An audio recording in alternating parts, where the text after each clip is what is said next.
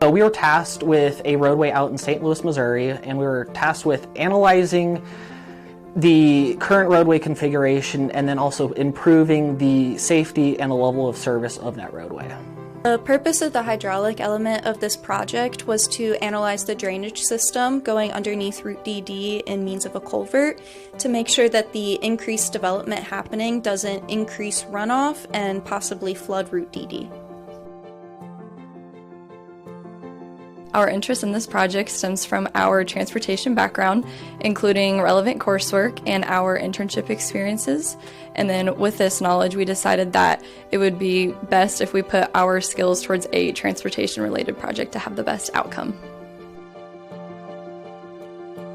One of the biggest engineering aspects of this project was I had to, one, learn some new software programs and be able to know how the data that came out of those programs represented in real life. And also I had to learn how to make educated assumptions based on the level of information and data that I was provided. Some assumptions had to be made, and those had to be logical enough that it made sense during the presentation and the overall outcome of the design.